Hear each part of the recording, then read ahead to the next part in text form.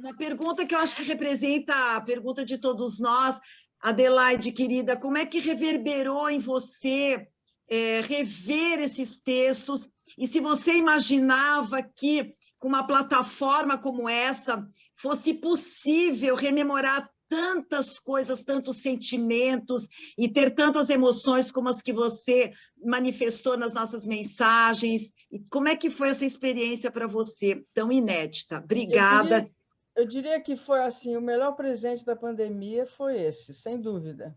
Isso foi um presente, de fato, porque essas peças, a maior parte delas, eu escrevi há muitos e muitos anos, né? Escrevi, meu Deus do céu, a Resistência que eu vi, acabei vendo hoje, foi escrita em 74, gente. Foi para o ar, tudo bem, em 79, mas de qualquer maneira é uma coisa da década de 70. É uma coisa que tem mais de 50 anos. Então, e fazia muito tempo que eu não via, que eu não escutava. Eu me lembro de ter ido ao Rio nos anos 90, início dos anos 90, para uma leitura na época que Esbate ainda existia. E o Sérgio Fonta, que organizava, ele organizou e fez uma leitura lá e já queriam montar a peça e tal. Eu falei, gente, essa peça precisa ser atualizada. É outra coisa, mudou tudo, mudou o espírito do tempo, o zeitgeist mudou totalmente. Aliás, eu frequento um grupo de jornalistas, frequento um grupo onde tem muitos jornalistas e ex-jornalistas, e o que eles dizem é o seguinte, que a gente estava trocando figurinha. Eu me acostumei a trabalhar em redações que eram extremamente barulhentas, esfumaçadas, onde todo mundo falava, onde tinha um trânsito muito grande de gente que entrava. Regina, Helena está aí, sabe do que eu estou falando, porque a Regina pertence a essa geração de jornalistas que conheceu perfeitamente esse tipo de gente, esse tipo de ambiente, esse tipo de cenário e as personagens que frequentavam esse tipo de cenário, mesmo aquelas que apareciam, que são apenas mencionadas, que foi, por exemplo, alvo, inclusive, de uma... Antes de ontem, por exemplo, nesse grupo de jornalistas, a gente trocou assim coisas do tipo: como é que se chamava o cara que aparecia para vender livro? Aí, como é que era o nome do cara que aparecia para vender? Porque tinha assim, tinha o bicheiro, tinha o italiano dos discos, tinha o português dos livros, tinha o seu Erni também, que vendia livros, tinha um outro cara também que é mais famoso aí, que o pessoal falou que frequentava também as agências de publicidade, e que acabou abrindo uma livraria na Faria Lima, chamada Books, e já morreu, e tal, que eram figuras, entendeu? Que faziam parte do nosso folclore. Porque essas pessoas frequentavam todas as redações da cidade, todas as redações, algumas agências de publicidade, eles vendiam essas coisas, vendiam. Tinha um outro cara que era um negro que vendia gravuras da Ars Mobile, isso no início dos anos 70, que também aparecia. Eu tenho até hoje várias gravuras que eu comprei dele. E essas figuras, elas eram eventuais, mas assim, a redação se alimentava, quer dizer, não havia tanto turnover, sei lá, tanto rodízio das pessoas. As pessoas ficavam mais tempo, não havia aquela coisa de você entrar e você sair.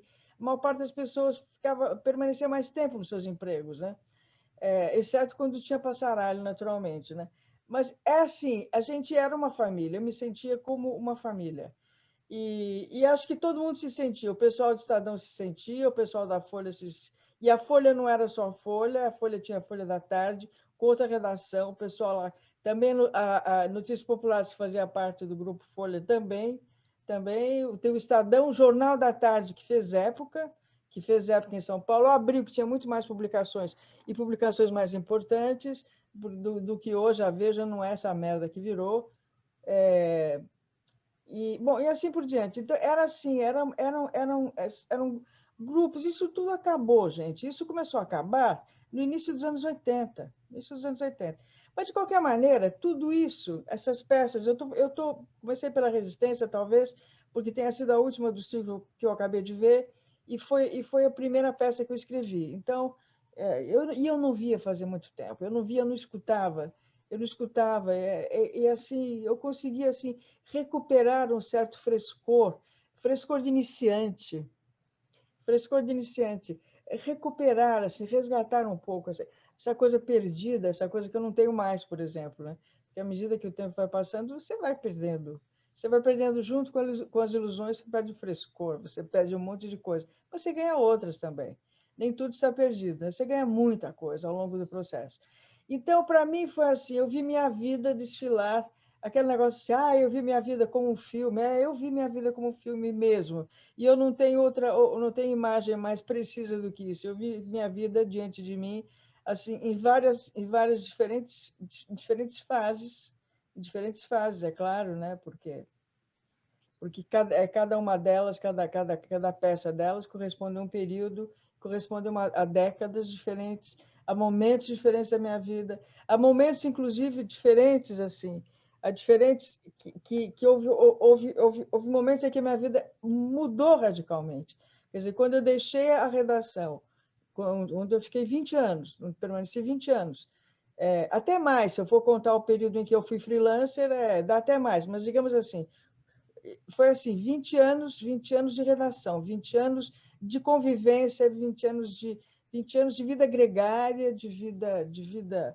Estava comentando com a Irene Ravache, que viu de braços abertos de vocês da leitura, e ela disse, eu falei, isso não existe mais. Aquela convivência onde havia tanta intimidade entre a gente que a gente chegava a ser promíscuo, entendeu? Chegava a ser promíscuo de tanta intimidade que havia entre nós. Todo mundo sabia de todo mundo sabia quem tinha caso com quem, e quem tinha acabado de ter caso, e a gente se protegia, tá entendendo? Porque tinha um monte de gente casada ali, que todo mundo tinha caso ali, e a gente se protegia, entendeu? A gente dava retaguarda, inventava desculpa para o cônjuge ou para a cônjuge, sei lá, a gente inventava, dava cobertura. A gente tinha um espírito de esprit de corps, como os franceses falam. A gente tinha um espírito, a gente pode traduzir como espírito de classe também. E a gente tinha realmente esse espírito de classe profissional. A gente que eu não vejo mais, salve-se quem puder. E isso não é recente, isso começa lá no início dos anos 80. No início dos anos 80. A era Reagan, ela assinalou, ela marcou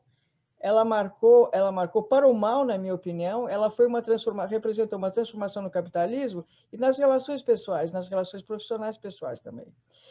Então, eu percebo isso, e isso vem junto com o silêncio na redação. As redações eram tremendamente ruidosas e, a partir dos anos 80, elas passaram a ser muito silenciosas. E com a introdução do computador, ficaram mais silenciosas ainda, e pior, as pessoas deixaram de se falar e você olha para uma redação, todo mundo com fones de ouvido.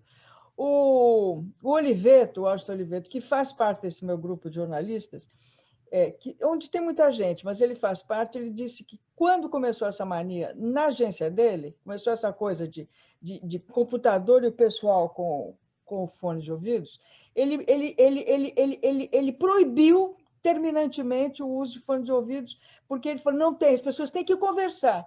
E é pura verdade. Eu falei, você sabe a decisão, porque da mesma maneira como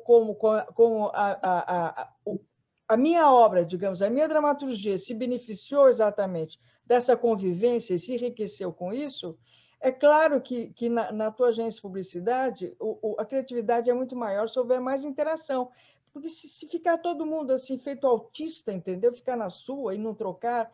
E eu percebo assim, então isso também leva a uma falta de espírito de classe. Isso também conduz assim um individualismo, a um salve-se quem puder, tá entendendo? Assim, não há mais. Deve haver, sei lá, não sei, mas assim, eu não percebo. Antigamente era notável isso. Isso você chegava numa redação, você percebia isso. Hoje em dia é cada um por si, né? Eu acho muito ruim, mas por outro lado também não há o que fazer. Isso aí não dá para voltar atrás, as coisas não voltam, as coisas seguem, mesmo que a gente lamente que não seja mais do jeito que era, porque era mais humano, era mais rico e mais humano sob muitos pontos de vista.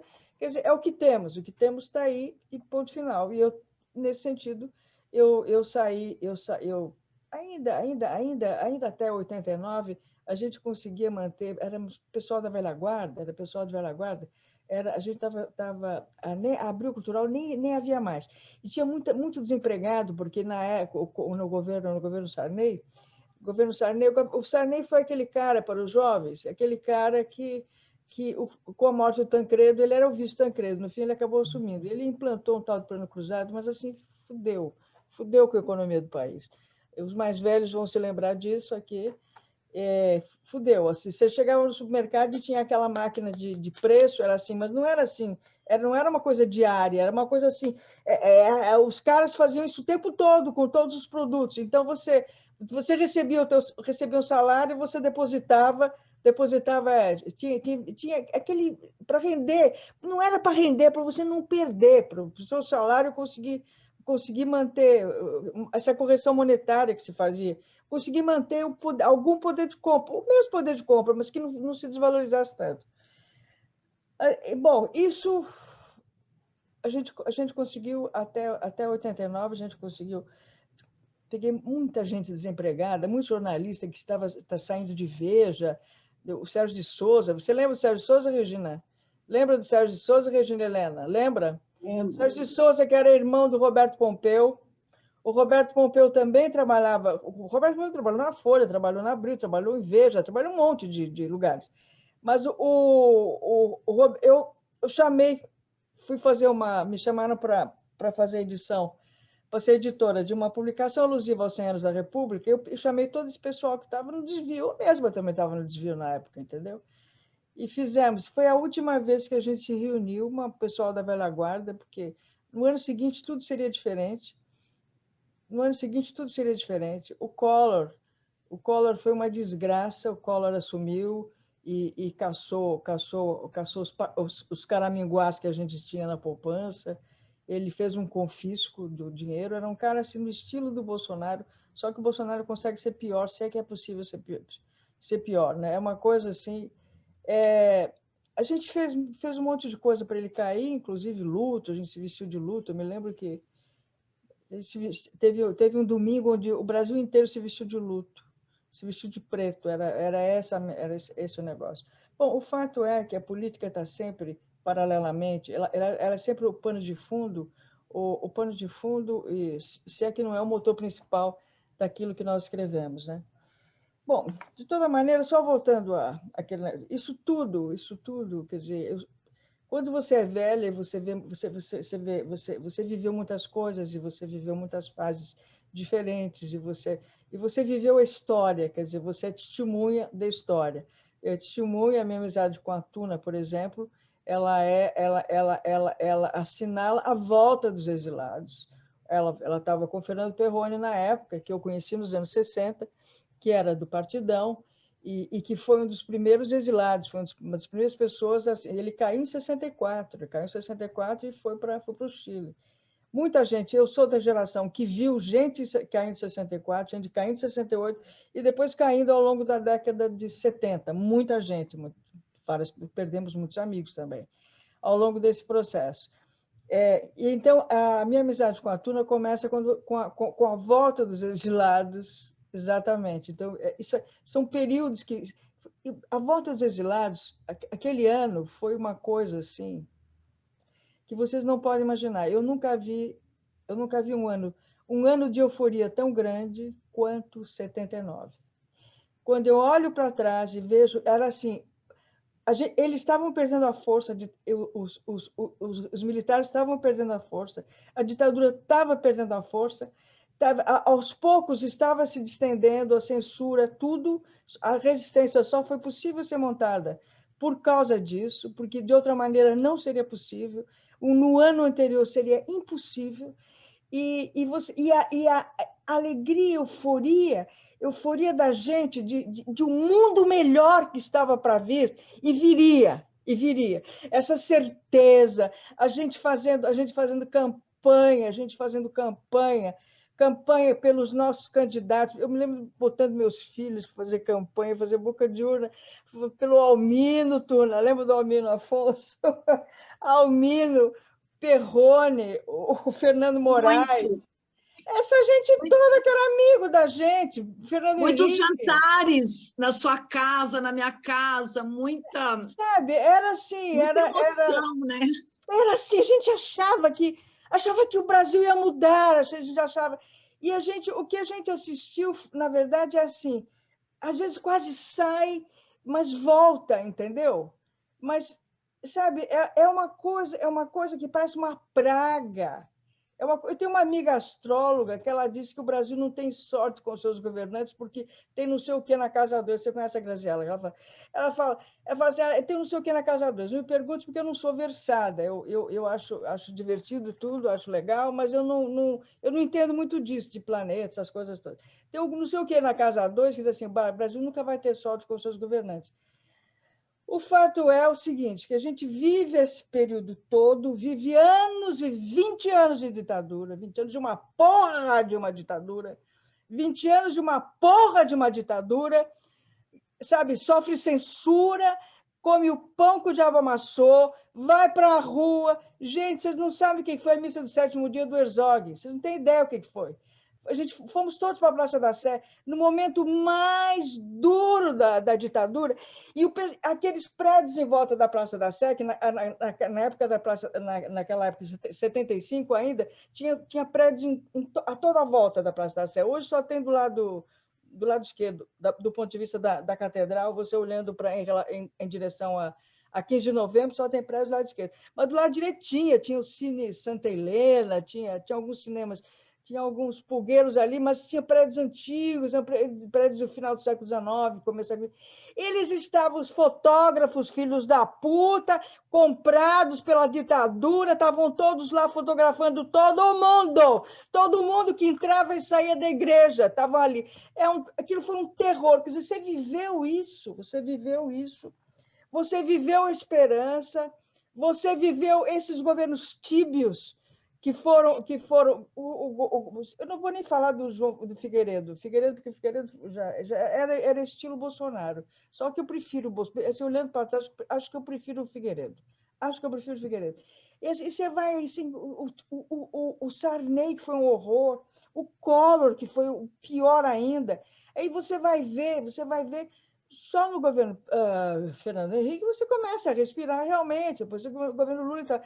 Aí, de repente, tem essa marcha atrás, entendeu? Essa ré, que é uma coisa que volta com todos os pesadelos que você viveu, com tudo aquilo que você viveu.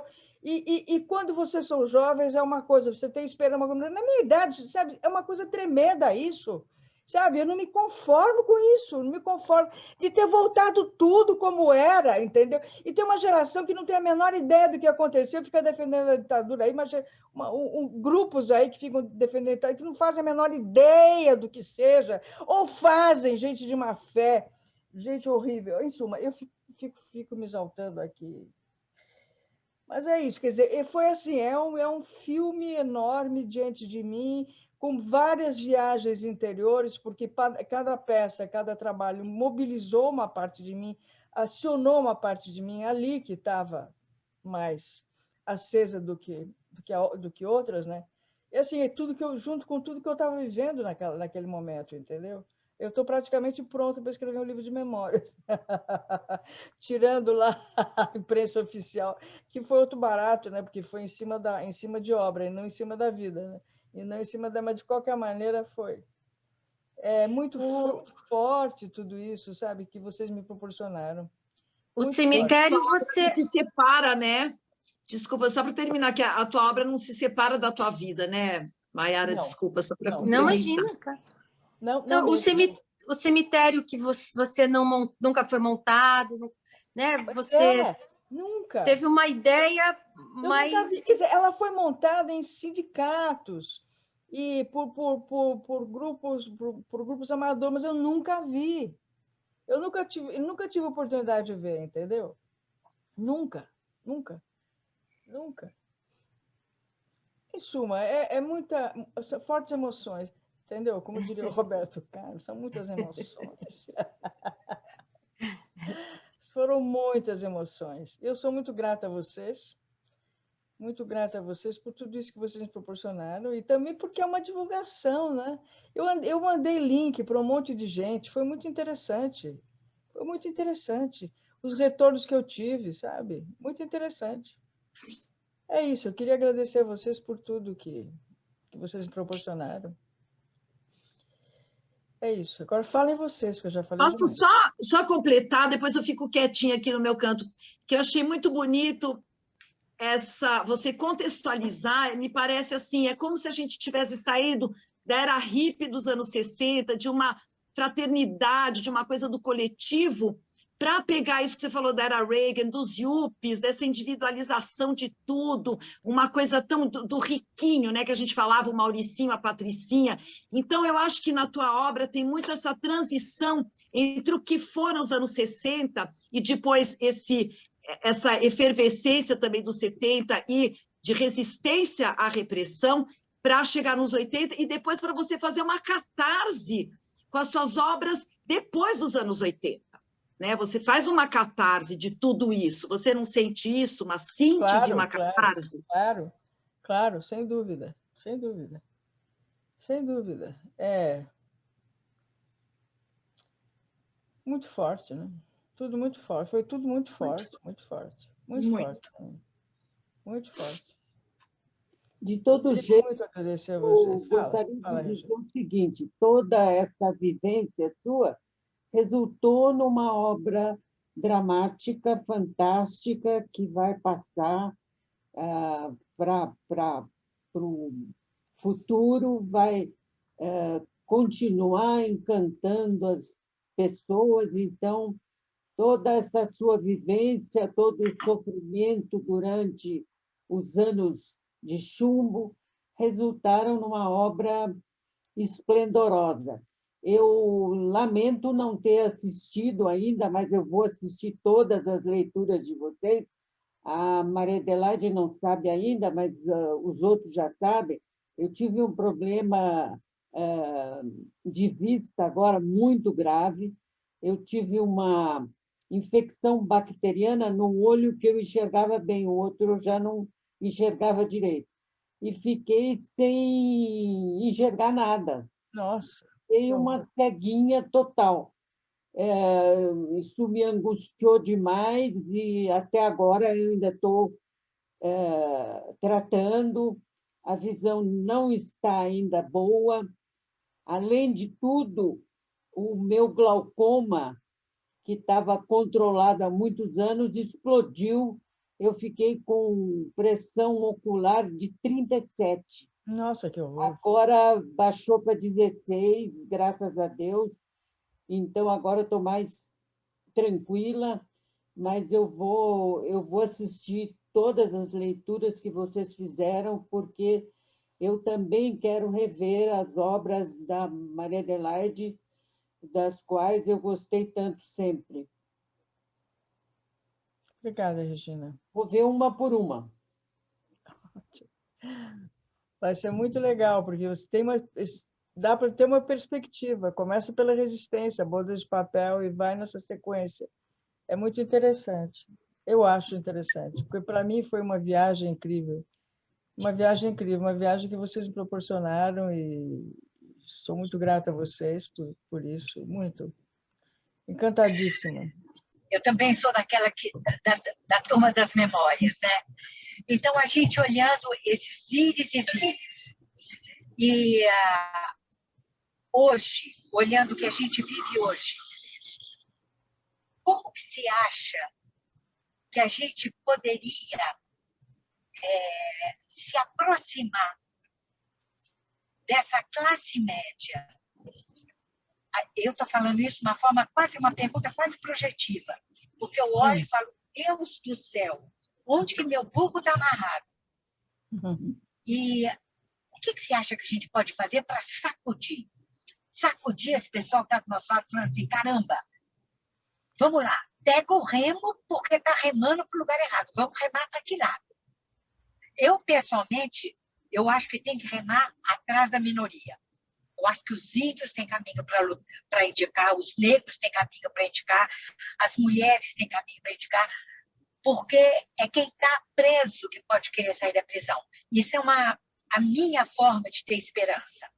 Como que é a sua, Maria Adelaide? Gabriela, sei lá, eu sou tão raivosa, entendeu? Porque eu não consigo, eu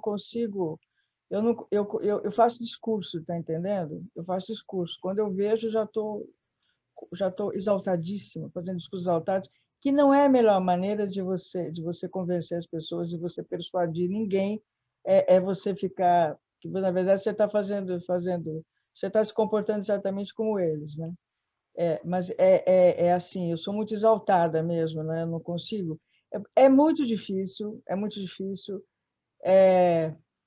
Eu realmente, assim, ok, quer dizer, o que tem acontecido é que, em momentos muito difíceis, você passa a defender causas específicas. E causas específicas, por exemplo, durante muito tempo, aliás, eu ainda faço isso, você vira assim, luta pelo meio ambiente, e de várias maneiras você ajuda várias organizações, você colabora com várias organizações, você divulga, você ajuda financeiramente, você, sei lá, faz esse trabalho, e esse trabalho que é mais fácil. As mulheres, Savas Sandi, não precisa nem falar, né? Porque a gente está na linha de frente dessa luta. A gente está na linha de frente dessa luta. Assim, mas eu já sabia, eu acho que eu saberia nos anos 60 como chegar à classe média, talvez nos anos 70 eu também soubesse, mas eu não sei mais.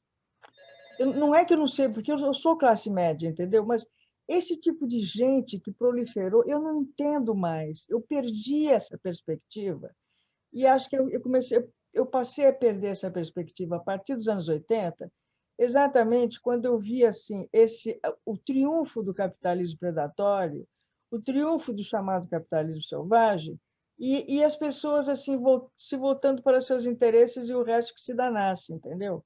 O resto que se dane, o coletivo que se dane, entendeu? E no Brasil, no Brasil, eu acho que não só no Brasil, mas aqui que a gente mora, que a gente vive, é particularmente perverso, porque você tira de todo o processo participatório, você alija assim milhões de pessoas que estão à margem, que não estão incluídas, e não estão incluídas, elas não estão incluídas financeiramente, economicamente, elas não estão incluídas como classe, elas não estão incluídas pelas suas características étnicas de cor, etc. e tal, elas não estão pelo fato de serem minorias sexuais ou pertencer à condição feminina. Houve muitos avanços, mas houve muitas regressões nesse processo das conquistas femininas. Nós temos muitas coisas ainda para conquistar, sobretudo em termos de salário. Há muita luta ainda pela frente.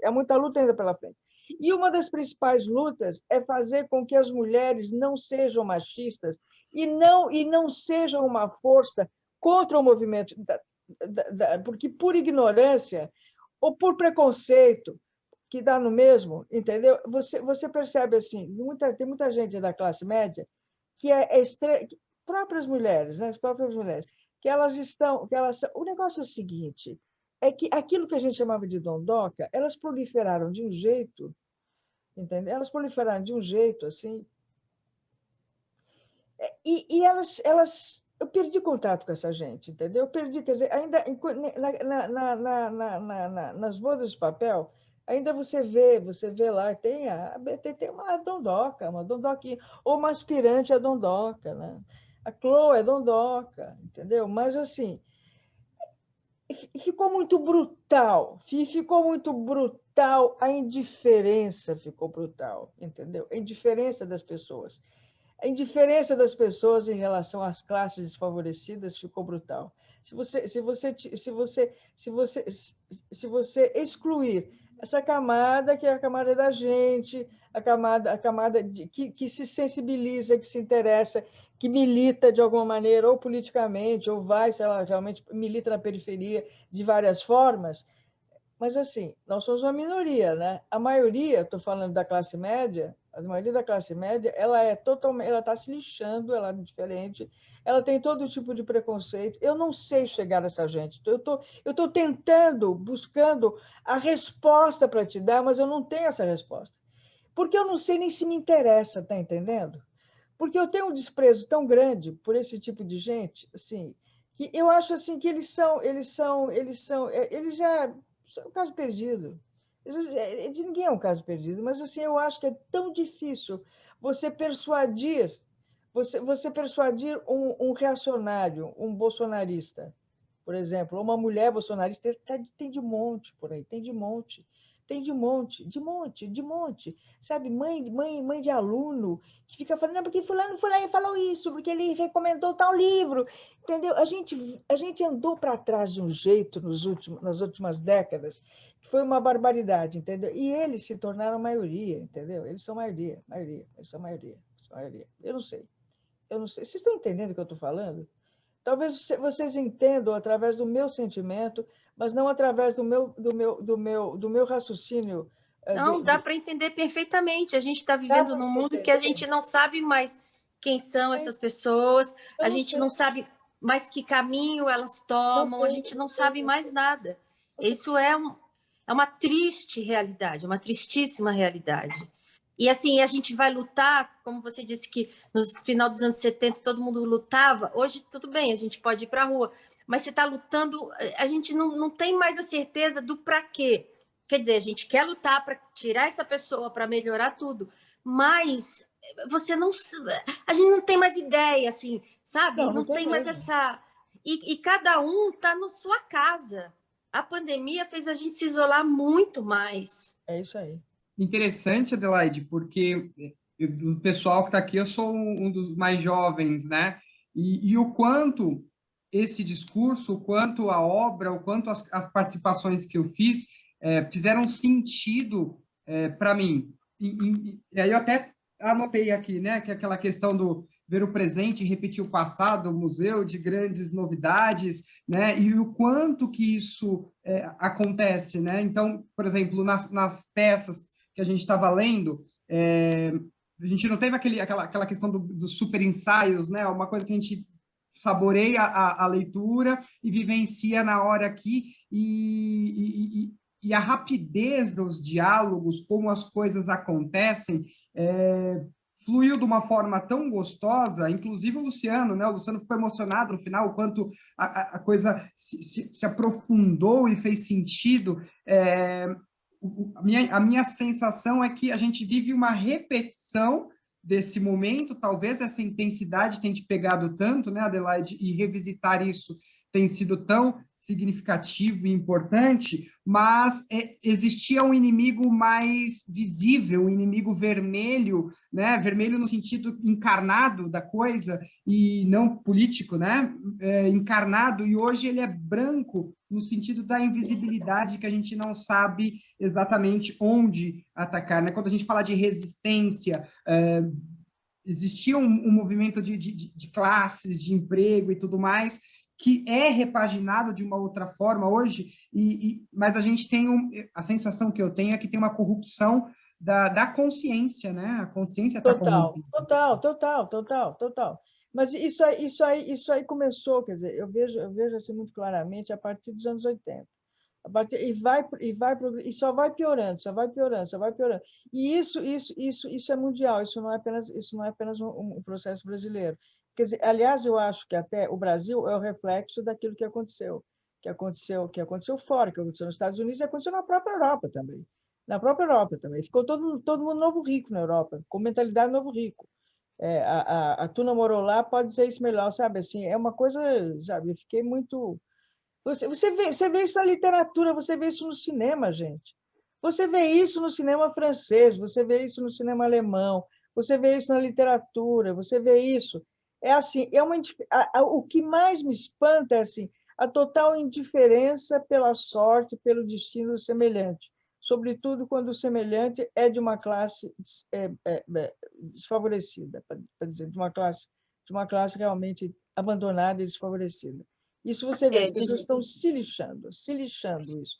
Eu acho que começa até no pós-guerra, né, Adelaide? Porque eles justificam porque passaram por uma guerra e pela fome e pelo instinto de sobrevivência, e isso foi se proliferando de certa forma e foi se aprofundando até chegar nisso que você falou. Mas começa já no pós-guerra, eu acho, né?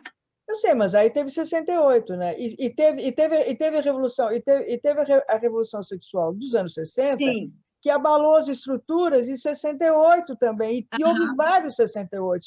68 não é apenas um fenômeno francês ou brasileiro, mas ele é mexicano, ele é japonês, e aconteceu ao mesmo tempo, assim como, por exemplo, o ano de 1848 na Europa é uma coisa espantosa. O número de revoluções de movimentos revolucionários que eclodem ao mesmo tempo em todos os países, é como se tivesse realmente um espírito do tempo, sei lá, mas o fato é que isso acontece. Você vê isso acontecer em vários momentos da história. Aqui, para nós, é isso, você tem razão. Você tem razão quando você diz isso. Ao mesmo tempo, é o seguinte, você não pode esquecer que, pelo menos os primeiros 20 anos do pós-guerra, as pessoas, e eu vivi um pouco isso, as pessoas não havia desperdício. Esse desperdício, não havia desperdício, porque porque eles compravam aquilo. Estou falando da Europa, não estou falando daqui, que é totalmente diferente, porque no país, o Brasil não viveu a guerra. Então você vê um desperdício muito grande das classes mais favorecidas, e você vê um abandono e fome e uma desnutrição absurda nas classes mais desfavorecidas, digamos assim. Mas o que aconteceu? Quer dizer, você não saía, as pessoas poupavam, economizavam, e não compravam besteira. Isso aqui, sabe, ficar mesmo para as crianças, era assim, era tudo muito contado, porque era tudo muito contado, e era assim que deveria ser. E foi assim durante muito tempo. Mas isso, quer dizer, eu não sei mais se você viveu na França nos anos 70, já era outro momento, mas, de qualquer maneira, passei a perceber isso com mais nitidez a partir dos anos 80, que eu, sei lá, viajava bastante, e eu comecei a perceber isso. Lá, aqui nos Estados Unidos, eu falei, na hora que o Reagan assumiu, tudo começou. Porque, junto com o Reagan, veio o pessoal da escola, vieram os economistas da escola de Chicago, do qual o Paulo Guedes foi discípulo, entendeu? E é esse capitalismo predatório. Quando você pega o teatro americano, por exemplo, é bem pontual uma série de peças que foram escritas na época, inclusive pelo David Mamet, a respeito desse processo. Uma delas é Others People Money, com o dinheiro dos outros que virou filme, que pode ser visto. Uma série de... O próprio Lobo do Wall Street, o primeiro, com Michael Douglas, também você vê, é um capitalismo absolutamente predatório. E foi ficando cada vez pior, E o mundo inteiro se contaminou, sabe, desse veneno. E com isso vem assim, essa febre de consumo absurda que está sufocando o planeta, entendeu? Sabe? Porque o planeta não dá conta de tanto lixo, os mares, os oceanos não dão conta de tantos produtos tóxicos e de tanto lixo que é jogado, entendeu? Então, isso aí é isso que está matando o planeta, e isso é uma consequência exatamente dessa febre consumista, que evidentemente foi provocada, porque isso aí interessa ao capitalismo, interessa. E esse capitalismo assim que está pouco se lixando, assim, ele é assim. O capitalismo produtivo cedeu lugar ao capitalismo financeiro. É por isso que a maior parte das cidades americanas, que eram cidades pela própria Detroit, onde tinha uma série de fábricas, você vai hoje, ela está na maior pindaíba, na maior miséria, uma cidade totalmente deteriorada. Porque foi aí que eles descobriram que era muito mais barato eles produzirem as peças, montarem os automóveis em tal país, porque a mão de obra era mais barata, e foi assim em todos os setores. Então, você vê, isso representou uma mudança muito grande, não só em termos de consequência, para a humanidade, para o modo da humanidade pensar, para o modo da humanidade se comportar, agir e viver. E isso continua. Isso é uma coisa altamente tóxica, né? Porque até as pessoas se darem conta do estrago demorou muito tempo. E tem forças muito poderosas, entendeu? Essa coisa do meio ambiente, essa coisa dessa luta, o aquecimento global, você vê o estrago que está fazendo. Agora pegou toda a parte noroeste da América do Norte, começando pelo Oregon e terminando a Colômbia Britânica, aquela parte lá, porque os polos estão acabando, estão acabando, está havendo o degelo. Daqui a pouco nós não vamos ter mais o polo norte, o polo sul. Isso tudo está derretendo. Está tudo porque os oceanos estão esquentando. E com os oceanos esquentando, uma série de espécies desaparecem, sabe? Mas elas não desaparecem só nos oceanos, elas também desaparecem em outro tipo de habitat, em outro tipo de ambiente. Em suma, você vê, a gente começa a falar de dramaturgia e cai nessa... Porque é inevitável, porque, na verdade, tudo isso é consequência de um processo que começa assim. Então, o capital produtivo não tem a menor importância. O importante é o quanto você vai ganhar nisso, o importante é o capitalismo financeiro. Você vai produzir lá na Malásia, você vai produzir no Camboja, você vai produzir na Índia, você vai produzir em Mali, na África, o produto mais barato. O produto mais barato. É assim, é esse o raciocínio, é esse o objetivo. Entendeu? Mas é muito brutal tudo isso, porque isso representa desemprego, isso representa declínio de qualidade de vida para os operários, isso, sabe, isso representa deterioração de cidades inteiras, entendeu? Sei lá, não sei. Eu fico olhando para tudo isso e eu não tenho uma visão otimista. Eu acho uma gracinha, a Greta, ela é mais que uma gracinha. Acho importante isso, acho importante, principalmente, o que eu acho mais importante da Greta é que em torno dela ela tem mobilizado tantos jovens e tantas crianças e criado uma consciência ambiental. Isso eu acho fundamental. Mas, assim, as forças são tão poderosas, entendeu? Que realmente ela tem que ser... Se a gente esperar que a coisa venha de cima para baixo, nada vai acontecer. A coisa tem que ser de baixo para cima, o que está acontecendo em alguns, assim, de maneira ainda incipiente, de maneira ainda tímida, assim, as pessoas se recusarem a comprar produtos de uma determinada empresa porque ela emprega mão de obra escrava ou porque ela despreza ou porque ela agride o meio ambiente, né? Isso já é um bom começo. Sei lá, eu não sei, eu estou assim muito perplexa diante de tudo que está acontecendo, porque é coisa demais que está acontecendo ao mesmo tempo e eu não dou conta. E eu não dou conta assim sabe, no meu raciocínio, assim, porque é muita coisa para administrar, entendeu? É muita coisa assim para você raciocinar e concluir coisas a respeito. Eu fico assim eu fico atirando para todos os lados mas eu não consigo, eu não sei. Vontade de entregar para Deus, entendeu? Dentro dessas digressões todas, Adelaide, que eu acho que é uma reflexão tão necessária, existe algum tema que te instigue?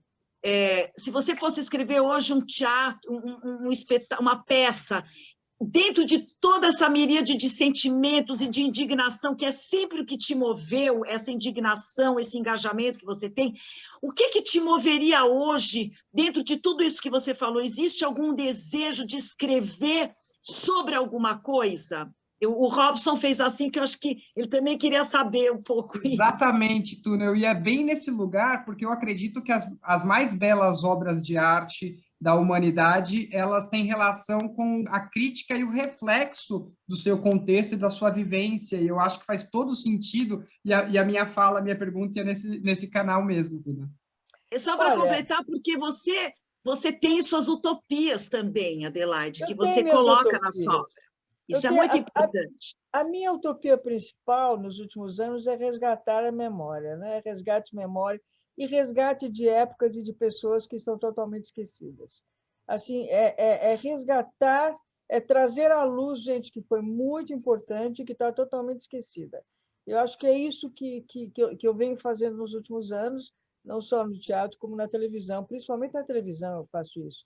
No teatro também, né? Tarsila, é uma série Quando escrevia, Tarsila, quando eu escrevi isso, a própria Tarsilinha, que é a sobrinha dela, quando eu escrevi a peça, eu escrevi a peça a convite de Estergóis, porque a Estergóis pediu para escrever, foi uma encomenda. Mas, assim, a partir de, quando você, eu comecei a resgatar, comecei com Chiquinha Gonzaga, por exemplo. Quem lembrava Chiquinha Gonzaga naquela época? Eu estou falando da peça, não estou falando da série que depois foi para o ar nos anos 80, já em função do resgate feito nos anos 80, quer dizer, porque a série é dos anos 90 e a peça é de 83. Não havia sequer uma biografia decente sobre ela. Essa biografia estava sendo feita naquele momento pela Edinha Diniz. Eu tive sorte de, na hora de começar a escrever a peça, de procurar a Edinha Diniz no Rio de Janeiro, o livro não estava publicado ainda, e ter acesso aos arquivos dela. E, assim, ter acesso a essa face real e interessantíssima da Chiquinha, que até então era sonegada pela família, tinha duas biografias chapa-brancas aí, e era uma merda, entendeu? Eu falei, essa mulher aí, eu não quero escrever sobre essa mulher é muito chata. Porque se a mulher é o que essas biografias estão, eu falei, essa mulher não pode ter sido isso. Porque se ela é uma pioneira, ela deve ter sido, a vida dela deve ter sido difícil, ela deve ter, porque ela é transgressora, ela deve ter dado murro em ponta de faca, ela deve ter sido marginalizada por aquela sociedade que não admitia sequer que mulher fosse alfabetizada, e tem até uma musiquinha na peça que é assim, que era um conceito da época, conceito da segunda metade do século XIX no Brasil, que a mulher só deveria ser letrada só o suficiente para entender uma receita de goiabada. É isso. E isso era dito. Porque era um perigo a mulher ser alfabetizada e saber ler e escrever por causa das cartas de amor que ela poderia receber e por causa das cartas de amor que ela poderia escrever. Então, assim, porque como os casamentos eram todos arranjados pelas famílias, você casava praticamente a mulher casava praticamente sem conhecer o cidadão com quem ia passar o resto da vida e ter filhos. Então, assim, havia muito medo. Ao mesmo tempo, na literatura, estava rolando assim, na literatura, na poesia, era um movimento romântico, onde se falava muito de amor e tal. Então, e as mulheres... Ninguém queria que as mulheres lessem, exatamente para não ser contaminadas por essas coisas que eram altamente subversivas, né, naquela época. Então, a alfabetização era totalmente desestimulada para as mulheres, aliás, para a população em geral, porque quanto mais ignorantes fosse a população, menos gente votava, menos gente tinha acesso realmente à participação em todos os sentidos políticos e sociais, né? E no caso da mulher, pior ainda, né? Quer dizer, quando você vê, eu tenho uma dermatologista que foi das primeiras turmas, que ela diz, eu fui das primeiras mulheres a fazer, nos anos 60. Nos anos 60 foi outro dia, é muito recente. E a segregação que ela sofria por parte dos médicos, ela é da turma do Drauzio, eu acho, ela se formou assim, meados dos anos 60. E os médicos diziam, os colegas falavam, vá para casa, porque você não vai trabalhar mesmo, porque você vai casar e ter filhos, e você está tirando o lugar de uma pessoa, de um médico, de um homem, que vai sustentar a família, entendeu? O preconceito é muito grande, essa coisa da mulher é uma luta secular, entendeu? Tudo isso porque eu estava falando da Chiquinha Gonzaga. Então assim, está falando da memória, Então, eu começo assim, a resgatar a Chiquinha Gonzaga, não por até iniciativa minha, porque a peça foi encomenda do Osmar Rodrigues Cruz, que era diretor do Teatro Popular do SESI. Então, a partir daí, a gente resgatou. Também com a Edinha Diniz foi possível resgatar a verdadeira Chiquinha Gonzaga, e, em função de tudo isso, a Clara Sverner gravando as músicas ao piano da Chiquinha, toda a divulgação que se fez a partir da peça e a partir da biografia da Edinha. Então, nos anos 90, o Lauro César Muniz escreveu a série Chiquinha Gonzaga. Ele escreveu a série Chiquinha Gonzaga, que foi um grande sucesso. Então, é muito legal, quer dizer, uma pessoa assim, que em 1980 ninguém sabia quem era, e de repente assim vira a luz. A Tarsila também. A Tarsila também, ninguém conhecia a Tarsila. Ninguém conhecia a Tarsila. A Tarsila se tornou pop. A Tarsila se tornou pop. Colaborou para isso, não apenas a peça, mas a série, a minissérie Um Só Coração. Sim. Isso deu uma projeção enorme para essas pessoas. Inclusive livros livros que estavam inéditos terem sido publicados em função da popularidade porque fez muito sucesso essa minissérie. Essa minissérie fez um sucesso assim muito, muito, muito além daquilo que eu esperava, porque a gente estava tratando assim de temas assim, era a história de São Paulo do ponto de vista da cultura, não é, meu bem? Então era assim, quer dizer, foi uma opção minha, foi uma proposta minha, porque como eu vi que a Tarsila fez muito sucesso, enquanto ela esteve no Teatro Consolação, aqui no Teatro Anchieta, aqui Na Vila Nova, no Sesc. Doutor Vila Nova. Como eu vi assim, o público popular realmente, assim, aderir e torcer, eu falei, isso vai dar samba, então vamos fazer para televisão isso.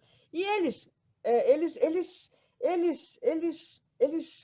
abraçaram a ideia, na verdade, porque eles estavam com pressa, eu estava vindo da Casa das Sete Mulheres, que tinha feito sucesso e tal, então eles abraçaram a ideia também porque eles não tinham outra opção, eles precisavam homenagear São Paulo nos seus 450 anos, e eu sugeri isso, mas mesmo assim eles não estavam entendendo muito direito quem era Yolanda Penteado, aliás, ninguém sabia quem era Yolanda Penteado.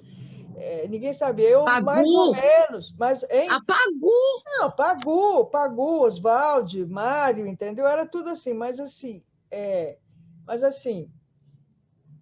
essas pessoas ficaram populares, entendeu? E a Tarsila virou pop, como diz virou pop. Você vê o número de pessoas que viu a exposição dela aqui no MASP. É uma coisa... Eu gosto muito disso, porque isso combina o meu interesse histórico, o meu interesse literário, em suma, por esse tipo de pessoas que é uma maravilha você poder trazer, você poder resgatar e apresentar e tal, e olha, isso aqui é seu, isso aqui pertence à história do seu país, isso aqui não é, isso aqui não pode ser esquecido, isso aqui são pessoas interessantes, né? Quer dizer, eu estou falando isso porque trocando em miúdos é isso que eu faço, né? É isso que eu tenho feito, e isso eu acho legal. Agora, assim, digamos que um objetivo maior do que esse, que seja mais abrangente, que englobe tudo isso, só telenovela, né? Porque aí você tem muito tempo para discorrer sobre isso, e você tem muito tempo para construir uma história e para seduzir o telespectador através daquele personagem que vai se tornar simpático e popular, entendeu? É todo um jogo de sedução que você faz para atrair o público para você, de modo a você apresentar uma coisa que, em princípio, é uma coisa difícil, mas que se torna acessível, porque depende muito do jeito que você escreve, que você pinta isso e que você apresenta ao público isso. E isso eu consegui fazer em uma série de trabalhos, consegui fazer. E consegui fazer com um prazer extraordinário, sabe? Assim, levar pessoas assim, que nunca... que não é só que elas não sabiam, elas não tinham mais remota ideia, é levar essas pessoas a se interessar pelo tema e estudar o tema. Eu perdi a conta assim, das teses que foram feitas a partir da muralha, a partir dos maias, a partir das Sete Mulheres, a partir do Só Coração. Eu recebi, na época das Sete Mulheres, que fez um grande sucesso também, mas no Sul era uma febre absoluta. O Sul os gaúchos voltaram a usar o lenço vermelho. Eu sei que foi uma coisa assim, foi uma coisa assim que realmente mexeu muito com eles. Mexeu muito com o Brasil, digamos assim, mas com o pessoal do Sul mais. Eu recebo uma carta de uma menina de classe uma menina bem simples, tinha 14 anos, ela estava, acho que sexta série, e ela não sabia que a Anita Garibaldi tinha nascido em Laguna, era de Laguna, e que o Garibaldi tinha conhecido a Anita em Laguna. Ela não sabia disso. Então, ela pediu para mim, porque ela não tinha dinheiro para comprar livros, ela pediu que se eu pudesse mandar, se eu podia mandar para ela uma biografia da Anita Garibaldi, para ela conhecer a conterrânea. E eu peguei a melhor biografia sobre a Anita é da Capuano. Ai, como é que é primeiro? Ivone Capuano. Desse tamanho. Desse tamanho. Eu liguei para a Ivone Capuano e eu falei, ela é muito cara, exatamente por ser muito grande. Eu falei, trata-se disso, disso, disso, disso.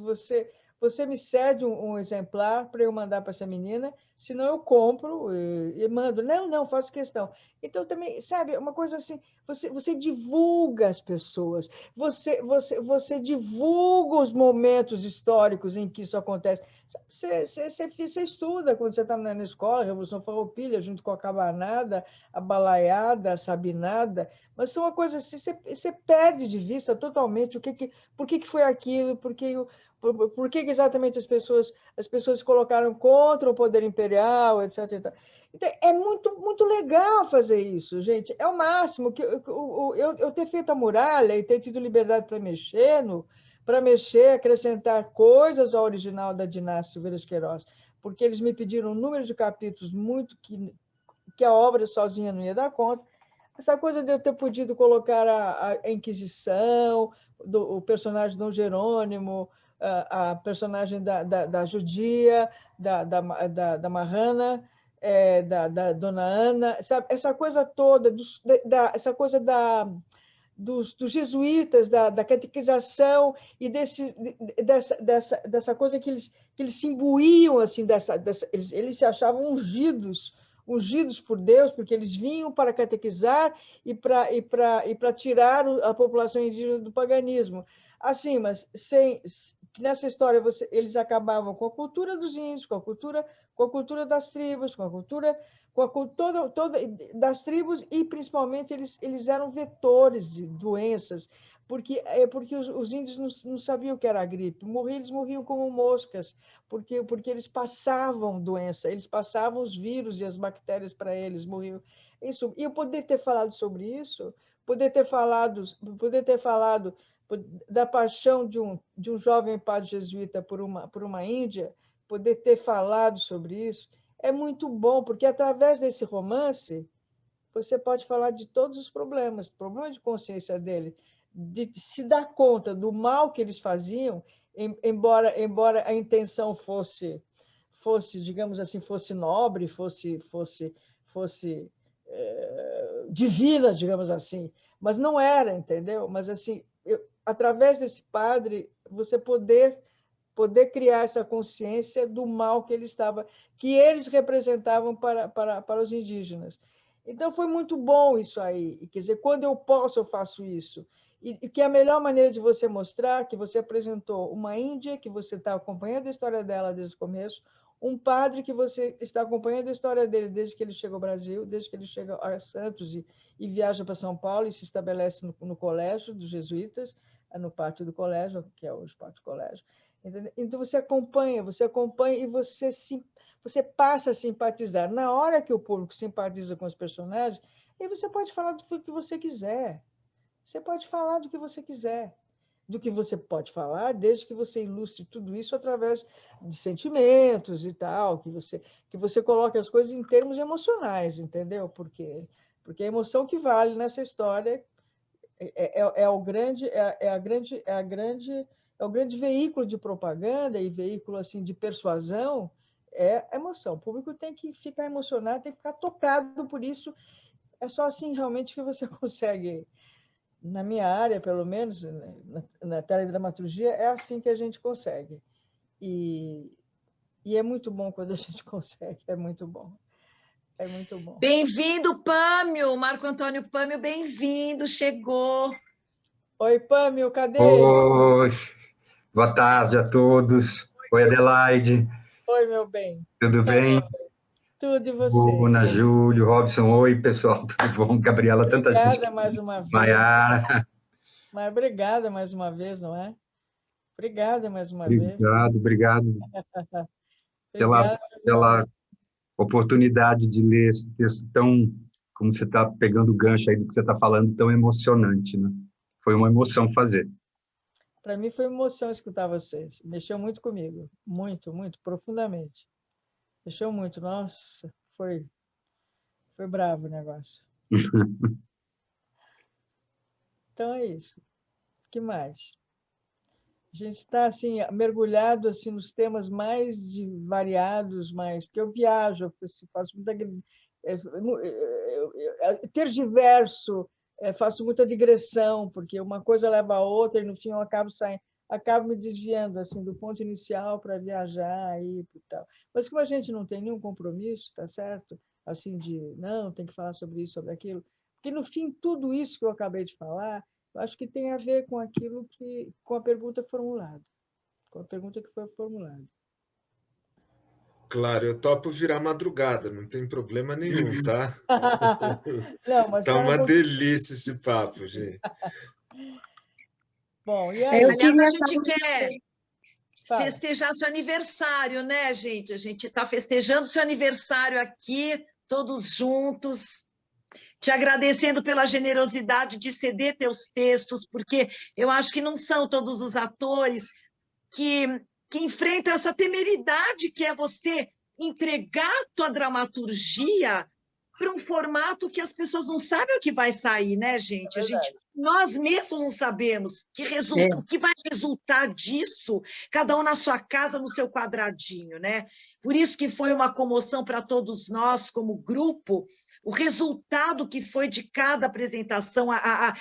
Tinha uma hora, por exemplo, eu e o Pano, se a gente não segurasse o choro, a gente não ia chegar ao final da peça, a gente sabe disso. Então, todo mundo que está aqui teve uma experiência arrebatadora e com essa tua doação mesmo dos seus textos. A gente quer te agradecer profundamente, Adelaide, sabe? Porque é um formato limitado e a gente transcendeu esse formato graças também à potência do teu texto e essa universalidade do teu texto, né? Porque vai direto ao que todo mundo tem dentro de si. Pode esconder ou não, está tudo lá dentro, e você traz para a superfície, e com a direção do Júlio, que foi muito meticulosa, ele é muito rigoroso na direção, acho que todo mundo concorda, né? Não é? Não, ele vai fundo mesmo, ele quer tirar o máximo dentro desse universo de limites que a gente está vivendo, né? Então, obrigada. Não, eu agradeço, Júlio, mas realmente, e alguns trabalhos, principalmente trabalhos com mais personagens, deve ter sido muito difícil para você. Quanto tempo você ficou com a Resistência, você falou?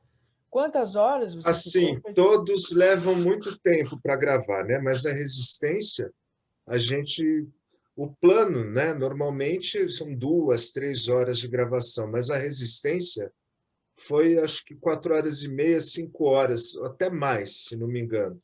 Porque a gente começou, era 2 horas da tarde, 8 horas, 8h30, a gente estava gravando. Eu não sei muito bem, que, como eu falei, eu estava com a reação da vacina, né? Então, até precisei da ajuda da Cláudia, da Gabi também, porque eu estava sequelado, tremendo de febre, então elas me ajudaram a segurar a onda nesse dia. E quando é muito, né, o número de personagens é muito grande, como o caso de Resistência e Bodas de Papel, é mais complicado. É mais complicado. Todas foram. E aí, mas assim, o De Braços Abertos também todas levaram mais tempo, né? Porque não é uma leitura corrida. A gente pausa, revê a cena, não faz de novo, porque não está legal isso. E tem a questão da ação também, que é uma palavra que a gente coloca antes de cada fala e para o rosto dos personagens, né? Para os personagens aparecerem desde a primeira fala, porque o Zoom ele tem eu já falei isso várias vezes, mas é bom repetir. Ele tem um retardo, né? Por exemplo, eu estou falando um texto aqui para você, aí quando você me dá a réplica, as primeiras palavras que você diz está no meu rosto ainda a câmera, entendeu? Para chegar a você e para a primeira palavra pegar né, na sua câmera, diz ação, aí a câmera vai para você. Então, e aí na edição, todos esses ações são cortados, né, para dar o ritmo também. E imagina cada diálogo uma ação cortada. Então, isso vai muito tempo pré-edição também, e é uma semana, né, praticamente, para editar praticamente um longa-metragem na semana. Claro que dentro dentro das limitações, né, que a gente tem limitação e que a gente quer ir falar, assim, as meninas principalmente quer fazer personagem que vai lá no agudo, e aí o zoom ele não gosta do agudo, e aí fica mudo, né? Tem gritos, então tudo é muito limitadinho. E é esse híbrido, né, de televisão, cinema. Se fizer um gesto muito exagerado, lembrar que muita gente assiste na televisão, né? Então um gesto mais exagerado já dá aquele susto, uma fala gritada para a pessoa escuta no fone, né? Se a voz ficar, a cena ficar toda gritada, tudo over, então até equalizar tudo isso dá muito trabalho, mas é muito prazeroso. Também com esse elenco, né? Que é muito, é uma delícia. Com um elenco desse chama dá de para elenco de peso. É. Elenco de peso, realmente. Nunca aconteceu isso, assim, a gente já faz muito tempo as leituras, mas no Querida Mamãe, gente, eu passei 2 dias alucinadamente assistindo, o tempo todo. E eu não conseguia parar, não conseguia dormir, porque eu ficava assistindo. E a cada vez que eu assistia, porque isso também é muito novo para a gente, fazer uma peça de teatro num vídeo, né? Normalmente a gente faria uma mesa, todo mundo junto, e aí você vai descobrindo as coisas. E a cada vez que eu assistia, eu descobria muitas nuances que não deu tempo da gente dar. Né? Não dá tempo, aí você fala assim, nossa, que loucura, olha isso, olha. Eu fui descobrindo coisas maravilhosas que não dá para a gente refazer, não dá para ensaiar de novo e não dá para estrear. Isso deixa a gente também assim super, né? Falar, ai, que pena, porque é muito rico de emoção, de intenção, e por mais que a gente se entregue totalmente na leitura, com o tempo você vai falando, nossa, olha quanta coisa que eu perdi. Isso é uma coisa que eu acho que todo mundo deve sentir, né? Mas isso, leitura... não tem jeito. Não tem o tempo do mergulho. Você não, o Pâmio falou para mim que você teve uma certa dificuldade com o personagem do Sérgio no início, né? Na verdade, foi uma coisa mais técnica, Adelaide, eu até comentei, chorei minhas mágoas com a Tuna, depois eu falei assim, nossa, eu passei a primeira parte do texto de olho fechado, porque eu tinha colocado o texto aqui, eu estava fazendo exatamente neste computador, e o texto ficou aqui, então eu lia. Quando eu fui assistir, eu tinha a sensação de que eu estava em transe, que eu estava de olho fechado. Eu fiquei de olho fechado, mas em algum momento, eu não sei o que me deu, eu coloquei o texto na direção do meu olhar, e aí o meu olho apareceu na câmera. Porque, justamente pelo fato de ser híbrido, a gente, num primeiro momento, não se dá conta, não presta atenção nesses elementos técnicos, né? Mas depois eu relaxei e fui. Mas era uma coisa que me incomodou no sentido de dar a impressão de que eu estava, sei lá, não estava lendo, que eu estava incorporando de alguma... Mas, no nosso caso, essa dificuldade, né, apesar de termos sido só eu e Tuna, 2 personagens, nós levamos também muito tempo, porque tem uma coisa também, essa linguagem, que mistura mesmo a televisão e o teatro, porque a gente, né, sabe tão bem que no teatro, a gente não, no que começou, a gente não tem como parar e pedir um cue como a gente faz na TV. Só que no nosso caso, como a peça tem aqueles solilóquios, né, aqueles apartes, a gente entrava na ideia, entrava no texto, começava, de repente estava ali na penúltima linha, dava uma engasgada, cortava o pensamento, a gente tinha que voltar tudo do início. Então, era de alguma maneira mais próximo ao teatro do que da televisão, quando eu falava assim, olha, eu vou dessa última parte aqui. E não podia, né, Júlio? Não podia, tinha que voltar o pensamento, a linha, né, que se puxava do pensamento do personagem quando iniciava o solilóquio, ela tinha que terminar dentro daquele take único. Então, nesse caso, a gente ia fazer, cada vez que a gente ia fazendo com mais entendimento, com mais apuro, e por isso que também a nossa levou o quê? Umas 5, 6 horas também, né? Foi Isso, 5h30. por aí. E tinha também, quando o Pam me falou toda essa coisa, olho fechado, falei, toda hora a gente está se criticando, toda hora, eu olhei para cá, olhei para lá, onde é que está a câmera? Não importa, porque a verdade cênica, ela transcende todas essas questões técnicas, é isso que me impressionou. Talvez também pela relação profunda que eu tenha com o Pam, assim, a gente se entendeu de uma maneira, porque a gente tem o mesmo registro de interpretação, que é o da entrega. Não interessa o veículo que seja, se é teatro, cinema, streaming, Netflix, sei lá. Existe essa busca pela verdade cênica, pela sinceridade do personagem. Aí depois você já desencana. Eu olhei para baixo, olhei para cima.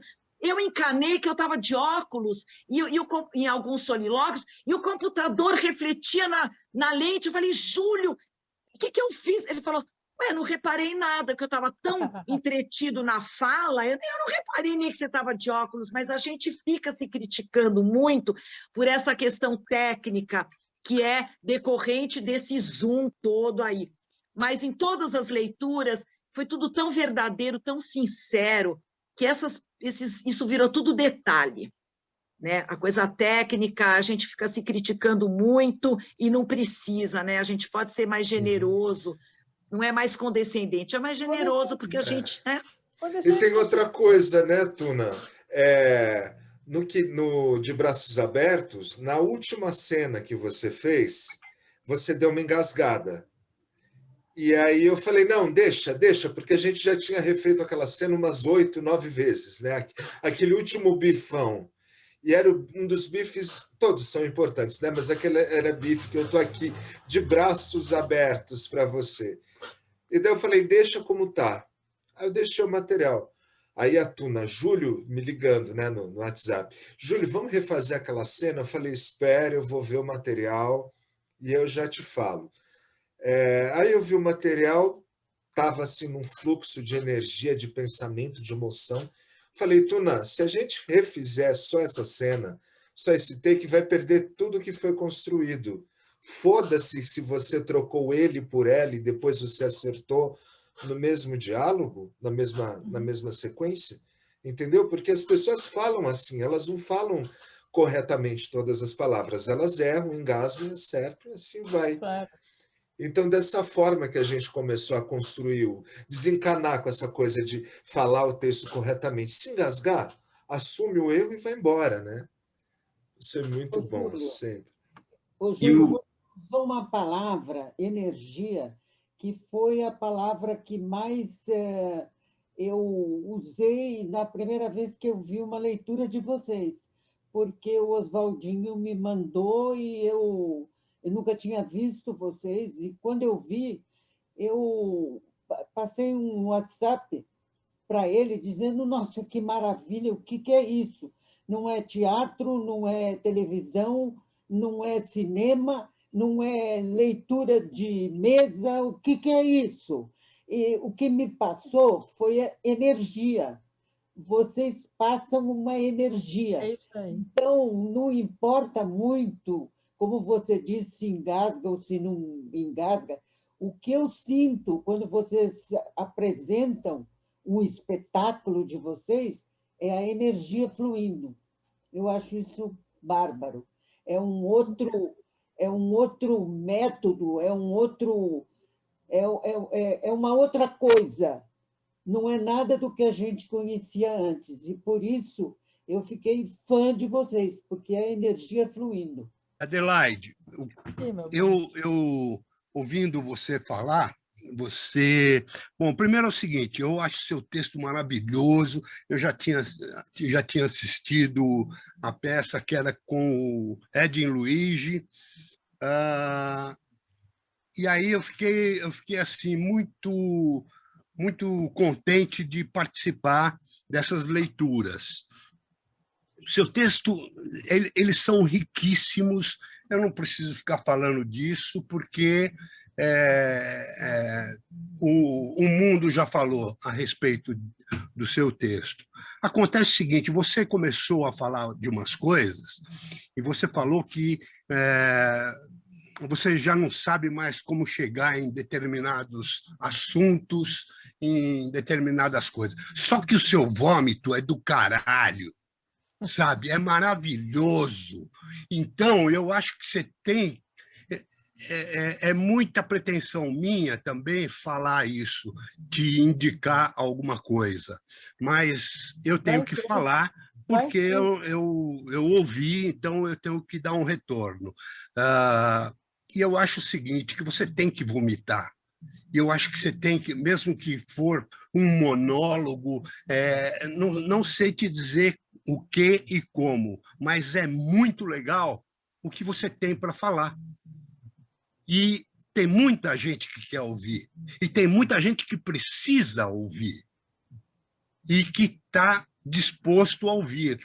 Então, porque eu entendo essa coisa de que será que eu vou chegar, será que eu não vou, dessa crítica que a gente faz, esse texto é bom, não é? É ótimo, você tem que falar do seu jeito e talvez não procurar a classe que tem que chegar, porque ela vai chegar, ela vai chegar. Quem se interessa por teatro, quem gosta de teatro, vai assistir, porque você tem muito a dizer, tem muito. Então, por favor, fale, a gente quer ouvir. É isso. Obrigada, Décio. Obrigada mesmo. Muito obrigada. Obrigada pelo feedback, né? Porque isso aí é uma coisa que você está...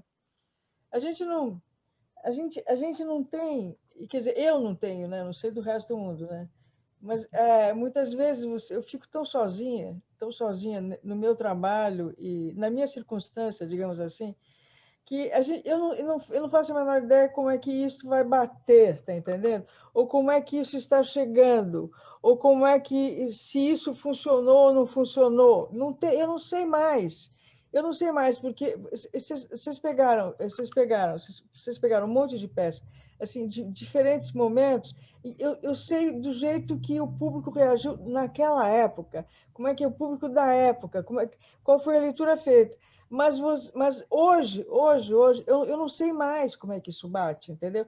Por isso, porque é tão importante para mim esse feedback. Claro que você está falando no geral, e você não está falando apenas das peças de cuja leitura você participou e tal. Não é só isso, você está falando no geral. Mas mesmo assim, eu te agradeço muito. Isso foi importante. Você está entendendo? Não só isso que você acabou de dizer, mas o modo como isso tocou cada um particularmente, como esse trabalho, essa participação, e aquilo que vocês estão me dando é precioso, vocês não têm ideia. Vocês não têm ideia. Sabe, que acontece o seguinte, eu fico pensando o seguinte, você tem essa dificuldade que você fala que você está sozinha, mas uma pessoa com a cabeça que você tem, não dá para sair coisa ruim. Não dá para sair coisa ruim. Então, de tudo isso que você fez, de todas as peças, essa bagagem que você tem é maravilhosa, pô. Então, eu acho difícil, acho muito difícil. Pô, então, se você fizer uma grande merda, eu quero ver. Eu quero ver, pô. Adorei isso. Adorei. Não será o caso, né? Só um complemento, o quanto que os diálogos rápidos conversaram com essa modalidade, né? Porque no começo das gravações a gente sentia que, poxa, não vai dar o ritmo. Inclusive, uma das nossas discussões e uma das nossas aflições foi, meu Deus, mas a gente assistiu a peça, a gente, não, digo o grupo, assistiu a peça e viu numa velocidade e aqui não está fluindo daquele jeito, né? Mas com a edição ele ganhou o ritmo, né? Diferente, de repente, alguma outra montagem que a gente fez, que sei lá, tinha uma dinâmica cênica diferente que não ganhou o dinamismo e o quão gostoso para passar ou para viver a mensagem que esses textos que eu são os dois, né, tiveram, né? Eu não sei se tem a ver com a forma de escrita ou de dizer da Adelaide. Isso vocês podem dizer, eu não faço a menor ideia. Não, mas sem dúvida nenhuma, eu acho que o fato da edição é muito importante isso, porque eu participei de outras leituras que não dá, é meio complicado. O texto já é maravilhoso e ainda com a edição precisa, ele ganha um ritmo fantástico, Isso é meu ponto de vista, né?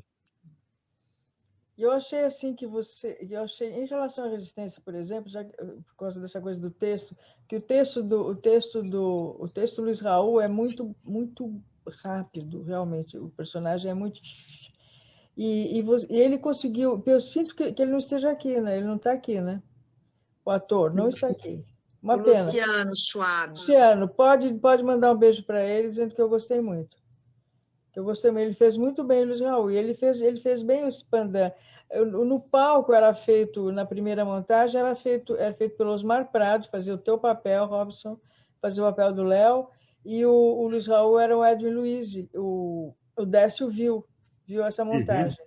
Você estava muito bem também, viu, Tuna, com o Malu. Várias atrizes fizeram esse papel, inclusive a Ariclé Pérez, a nossa Ariclé, a Denise Del Vecchio também fez. No Rio, a Regina Viana, que é uma excelente atriz, deixou de fazer teatro, não sei porquê. Foi ela que inaugurou esse papel. Você fez muito bem, muito bem. Nossa, obrigada, Adelaide. Obrigada. E, Gabriela, achei um barato você como Gorete, porque é um dos meus papéis favoritos da peça. Eu pedi para fazer. Eu falei, eu quero fazer Gorete, por favor, me deixe fazer Gorete. Eu adorei a Gorete. Mas a Gorete era adorável. E era Estela Freitas fazia. Ela entrava em cena, realmente era um barato. Porque é esse tipo de secretária, que não chega a ser secretária executiva, que é secretária de editor mesmo, sabe? É um pessoal mais simples, mais sabe? Não precisa ser bilíngue, nem se vestir, sabe? Assim, com aquela... Esse pessoal, eu convivi anos e anos com essas meninas e adorava elas, adorava. Eu trabalhava uma publicação no 79, trabalhava uma publicação que chamava Todos os Jogos. Eu adorava isso, era um barato, né? Uma redação onde eu era a única mulher. Mas eu sempre me dei muito bem com os meninos, muito bem, muito bem. Mas era assim, lá eles todo tipo de jogo, e jogo de carta, e jogo de tudo. E uma vez por mês a gente a gente testava os jogos com os leitores da revista, do fascículo, que era, na verdade, um público muito jovem, era um público adolescente, eles adoravam, iam para lá, e Abril ia buscar, mandava a Kombi buscar, vinha, passava o dia, dava lanche, e eles testavam e tal. Então, uma das últimas coisas, dos últimos números, tinha assim, como é que é? Adivinhação, cartas, adivinhação. Era assim, te dava assim, todas as normas para você, como uma cartomante, que facultava você ler a sorte das pessoas com aquele negócio. Então, me deram para eu fazer isso. E lá pelas tantas, eu fiquei colocando assim, bom, o as de ouros é dinheiro, não sei o que, mas eu escrevia, né? Tive que escrever a respeito, então eu escrevia o que representava cada coisa, e lá pelas tantas eu chamei assim, uma dessas secretárias. Eu falei, vem cá, minha filha, vem cá que eu vou tirar a sua sorte. Eu vou tirar a sua sorte, vou botar a carta para você. Ai, que maravilha. Comecei a botar. Comecei, isso aqui. E tinha a Betinha, que era secretária da Beth Marrom. E ela, olha a responsabilidade minha. E ela falou, sabe o que é? O meu noivo, ele está querendo montar uma pizzaria com o meu tio. E ele trabalha no Bradesco, eu não sei se vai dar certo, eu estou tão angustiada, porque não sei, você pode ver se vai dar certo? Eu tinha que falar para ela, se eu fosse responsável, eu tinha que falar o seguinte, minha filha, sei lá, vai perguntar para... Mas naquele eu botei e falei assim, bom, seu tio, então, é o rei de ouros. O seu noivo é o valete de paus. Isso aqui... E apareceu um as de ouro. Ah, vai em frente, pode... Ele pode sair do Bradesco para fazer pizzaria? Pode, vai dar certo. Vai dar certo. Ele saiu e deu super certo. Por acaso, deu super certo. Lá pelas tantas, a minha fama cresceu. E começou a vir essas meninas aí querendo que eu botasse carta. E eu lá olhando, porque eu não sabia exatamente o que significava cada carta, não sabia. Lá pelas tantas, me enchia o saco de ficar procurando. Então, elas chegavam e eu falava um monte de merda para elas. Tudo que me vinha à cabeça, eu falava. Ai, mas eu tudo certo o que você falou. Eu sei que começou a vir um negócio, falei, ó, é o seguinte, Madame Zoraide só atende às sextas-feiras, depois do expediente, entendeu? Sabe? Porque começou a juntar a gente. Então, mas tudo isso para ilustrar assim, que essas meninas assim, eram o máximo, elas eram um pouco cúmplices de tudo que rolava na redação, das histórias das pessoas, entendeu? E elas ficavam assombradas, que, em geral, elas vinham, sei lá, da Vila Carrão. A Vila Carrão atualmente está perto da cidade, mas assim, lá da Vila Matilde, lá da freguesia do Alto. Aqui do lado de mim, na Vila Iocuné, tipo aqui, Júlio. Lausanne Paulista, Jardim Peri, entendeu? E tinha Vila Brasilândia, freguesia, o pessoal que morava na Vila Bonilha, ali no Piqueri, ali na zona, porque começou a funcionar ali na Marginal do Tietê, depois ela foi para Lapa, ali na Rua do Curtume. E eu comecei na Marginal, depois mudou para a Rua do Curtume e tal. E ela, assim, aquele povo lá daqueles bairros lá da Zona Norte, Brasilândia, freguesia, era muita gente que trabalhava lá, não só na gráfica, como em todos os departamentos, inclusive essas meninas aí. E essas meninas, elas eram muito simples, e para elas, muito simples e muito conservadoras, porque eram de baixa classe média, com aquelas coisas todas, namorando, noivas, e a gente era um bando de louco, né? A Regina deve lembrar que a gente era extremamente licencioso nos anos 70, entendeu? Quer dizer, aquilo era uma festa para os homossexuais, porque ali não tinha nenhum problema, porque ninguém não tinha nenhum tipo de censura ali, todo, sabe? Eles eram perfeitamente acolhidos e amados e sabe, era assim, isso a gente nem levava em consideração isso nem era, né? Você imagina o que significava isso para eles, como um lugar onde literalmente eles podiam soltar franga. E as meninas, essas meninas todas, elas ficavam muito assombradas com isso. Mas, no fim, elas entravam e ficavam tão ousadas também. Algumas delas romperam o noivado, algumas saíram do casamento, porque a gente acabou virando uma referência, um exemplo, às vezes um péssimo exemplo também, muitas vezes péssimo exemplo meio desagregador e tal. Mas assim, quer dizer, essas meninas eu carrego no meu coração até hoje. Eu batizei alguns personagens meus com o nome delas, em homenagem a elas, a quem eu devo tanto, entendeu? Porque elas foram umas queridas o tempo todo. A Nancy, eu lembro da Nancy. A Nancy, a Magali que está em Tititi, entendeu? A Betinha era uma... Essa da pizza, né? Deu super certo a pizzaria, deu super certo. Um sucesso de delivery total. Ali no Sumarezinho, uma travessa da Heitor Penteado. É isso, tantas histórias para contar e tantas histórias boas que eu vivi, com tanta gente legal que eu convivi. Isso é que é. Isso é que eu sinto mais falta, sabe? Das pessoas, dessa troca, essa coisa maravilhosa. Maravilhosa. É isso. Agora estou trocando com vocês, não é bom?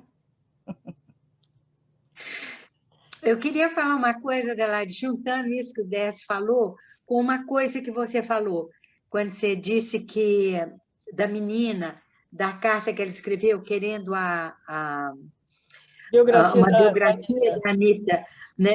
E essa é uma coisa que, infelizmente, nós não temos o hábito de cultivar os nossos heróis e heroínas. As pessoas que foram aquelas que abriram os caminhos pelos quais nós estamos trilhando, pelos quais nós estamos andando hoje. Eu tenho... não sei se isso me passou na cabeça, não sei se geracional ou é coisa de característica. Mas, para mim, isso é importante. E, ao longo da minha vida, eu também tenho feito isso. Eu escrevi uma peça que chama Os Rastros das Marias, que é a história da mulher negra brasileira, uma peça sobre Mário de Andrade, uma peça sobre o Luiz Gama. Agora ele está mais no foco. Mas foi uma peça que eu escrevi porque eu descobri, não sabia quem era. Falei, como me roubaram isso? Isso é roubo, esse homem está na minha história, está no meu nervo. Então, quando você fala isso de você, juntando as coisas, você tem sempre essa referência do indivíduo na vida dele. Isso é de uma riqueza, porque não fica na história da pessoa.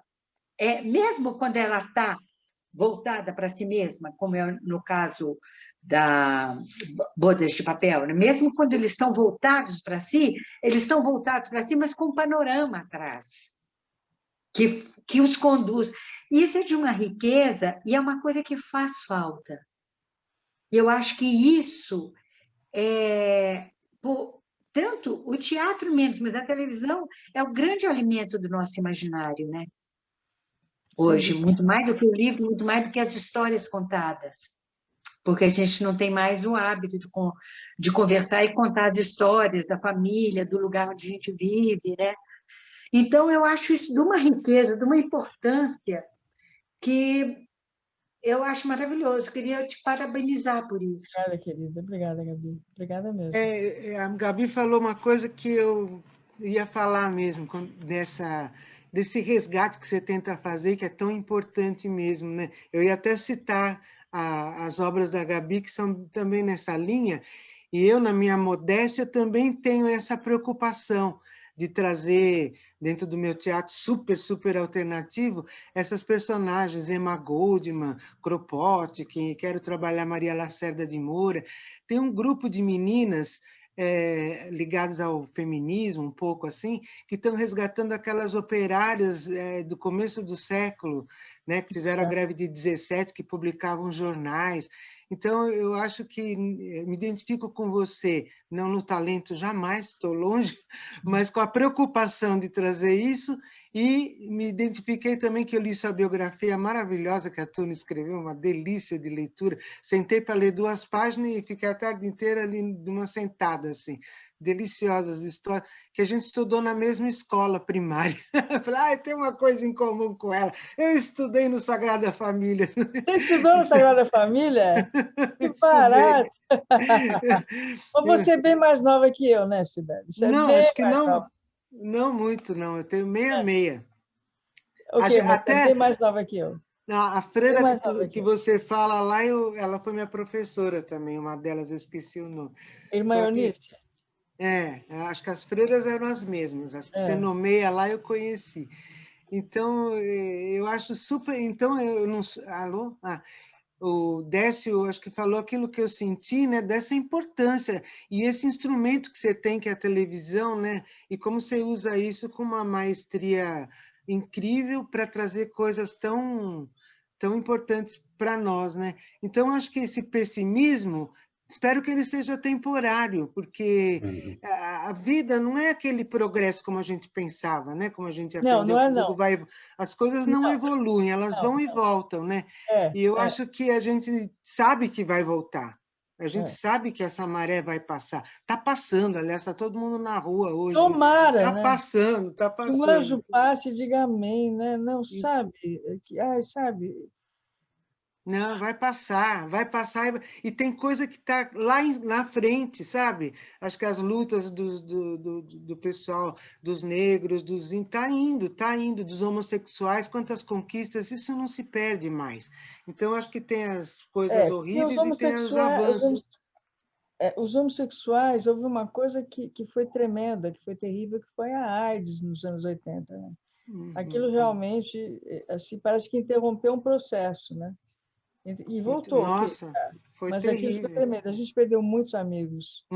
Muita gente muito boa do teatro morreu da Maldita. A gente se referia a Maldita. Morreu. Assim, muita gente.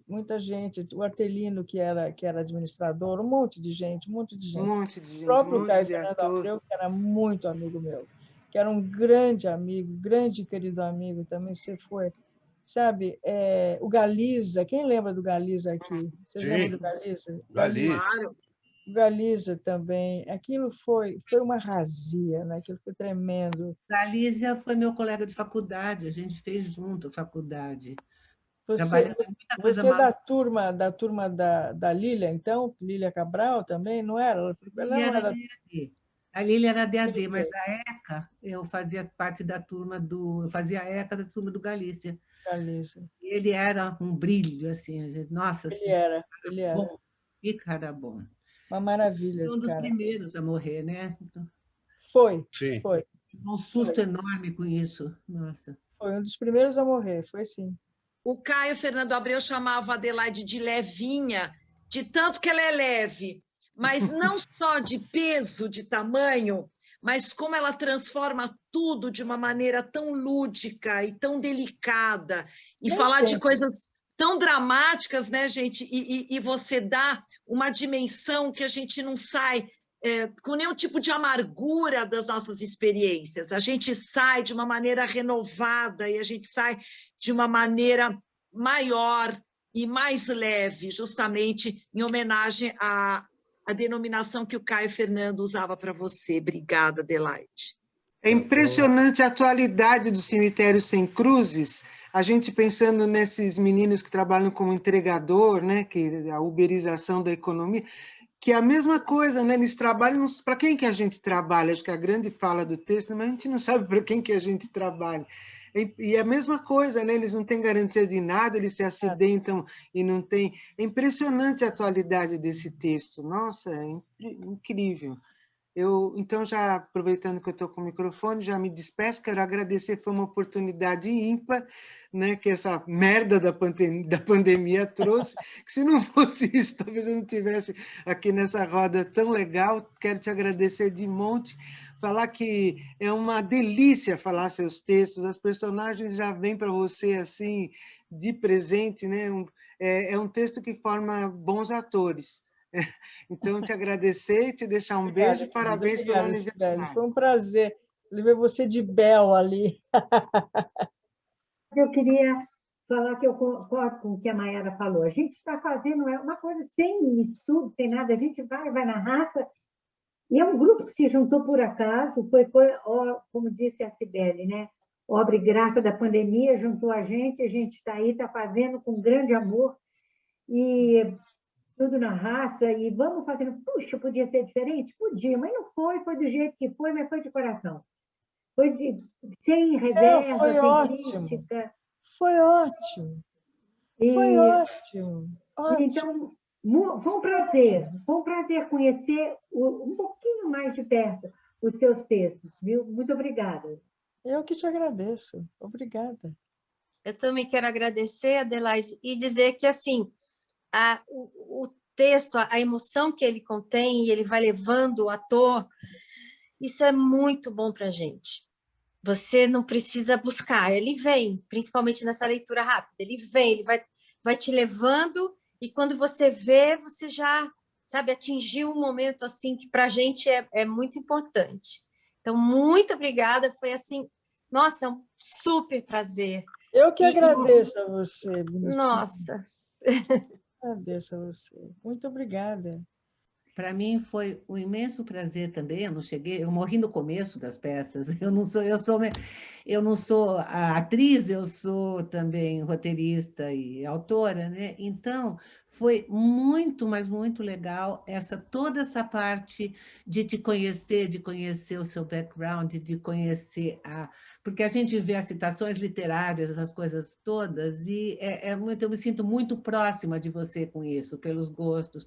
Então foi estupendo mesmo. Eu adorei todo esse ciclo, adorei te conhecer. Um imenso prazer mesmo. O prazer foi todo meu. Foi sim. Para mim foi ótimo. Essa live foi ótima por rever a Maria Adelaide, que está tão bem, tão sorridente, passando uma energia boa. Um beijo para todos vocês. Obrigada, Regina. Foi um prazer enorme te ver. E, olha, manda um beijo para o Oswaldinho Mendes, tá? Manda um beijo, que eu sei que ele é muito teu amigo, amigo de décadas. Manda um beijão para ele, que eu quero muito bem o Oswaldinho. Tenho muito carinho por ele. É meu irmão. Eu sei. Eu sei. Eu também queria agradecer, Adelaide, essa oportunidade, porque o De Braços Abertos, ele foi um espetáculo que, quando eu assisti, ele foi um espetáculo que mexeu muito comigo. Ele foi um texto que me disse muito, eu me identifiquei muito na época que assisti, e ele nunca saiu da minha cabeça. Então, revisitar esse texto, falando o teu texto, foi uma emoção que vinha acompanhada de uma memória que ficou gravada num lugar aí muito especial da minha relação com o teatro. Eu acho que foi muito feliz esse ciclo, porque o teu teatro ele está mais atual do que nunca, porque você parte do humano.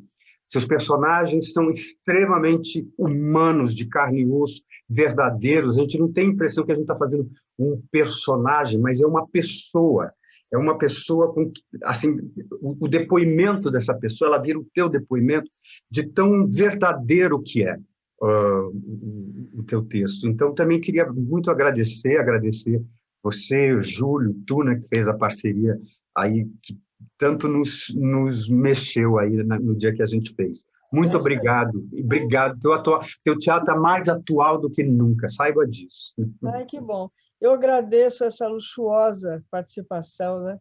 Essa luxuosa participação do Fábio. Lembra daquela música, o auxílio luxuoso, essa frase que é Luiz Melodia, que eu amava de paixão. Luxuoso de um pandeiro. O auxílio luxuoso de um pandeiro. Então, o auxílio luxuoso da sua participação, querido. Eu que agradeço. Eu amo tanto e admiro tanto há tantos anos, e tomara que a gente volte a trabalhar junto. E é muito bom, gente. É muito bom. Foi muito bom, porque a Gabriela, a Maiara, que eu conheço há tantos anos, eu conheço vocês há tantos anos, e admiro vocês há tantos anos, e eu nunca tinha essa proximidade, entendeu?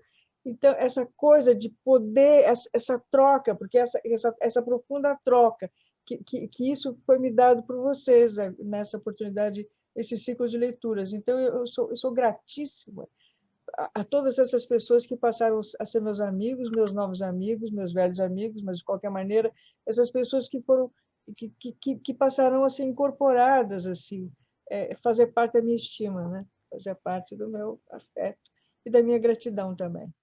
Tá bom? E eu vou pegar o gancho do Pâmio, então, meu parceiro de tantos anos, Bom, eu já te agradeci tanto durante a live e tal, mas eu quero te agradecer pelo resgate da palavra, pelo resgate de 79, de falar da Volta dos Exilados, de falar como começou nossa amizade, de falar do Perrone, que me deu você de presente, ele já se foi, um super militante, enfim, te agradecer por tudo isso e dizer que eu estava com muito medo de fazer, porque a Irene Ravache que fez, e eu falei, eu não vou dar conta,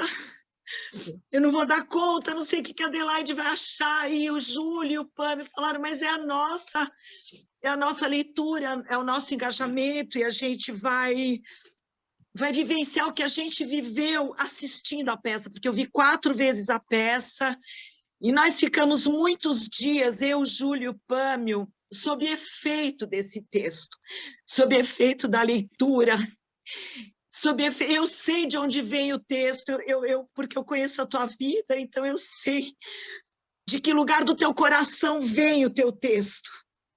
Então, para mim, foi um privilégio, uma honra, que eu quero agradecer ao Júlio, ao Pâmio, principalmente a você, como eu disse, pela generosidade de nos dar o teu texto, porque é uma grande responsabilidade para nós, atores, fazermos com verdade o teu texto, que é tão contundente, que vem de tão fundo de você, é tudo que o Décio falou, tudo que todo mundo falou. Então, obrigada.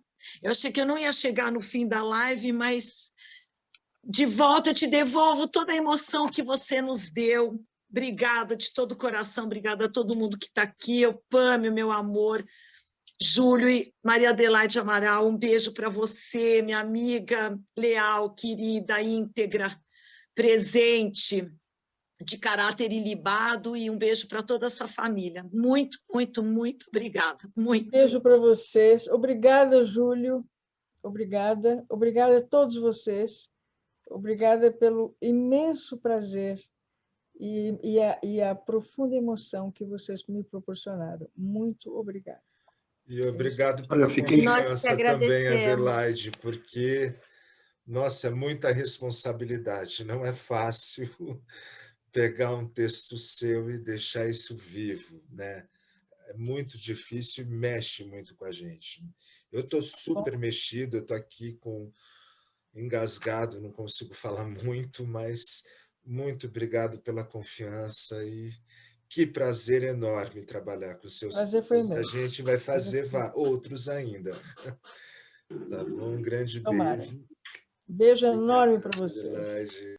Eu fiquei muito feliz em ter sido convidado para fazer 2 leituras da peça da Adelaide, e eu sou o único aqui que sou exatamente da mesma geração da Adelaide, e nós acho que começamos na mesma época. Eu comecei a fazer teatro em 62 e acompanhei os espetáculos dela.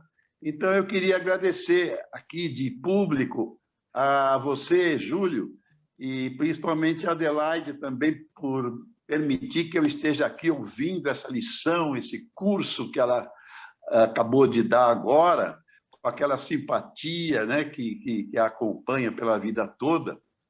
É só isso também. Eu quero agradecer muito e dizer também que fiquei muito feliz em trabalhar com todos vocês. Embora nós não sejamos um grupo, nós formamos um grupo para fazer isso, e com isso me dá muita alegria. Obrigado, viu? Obrigada, Roberto. Obrigada. Beijo. Gente, muito obrigado. Gente. Boa noite. Valeu. Tchau. Tamo junto, hein? Prazer, obrigada. Tchau, gente. Obrigado. Até a próxima. Até a próxima. Até. Tchau, Gabi. Tchau, obrigada. Obrigada por tudo, gente. Tchau. Júlio, obrigada. A gente continua se conversando, tá? Sim, Adelaide. Obrigado. Tchau, Obrigado mesmo. Tchau, gente. Tchau, gente. Tchau. Obrigado, Adelaide. Tchau.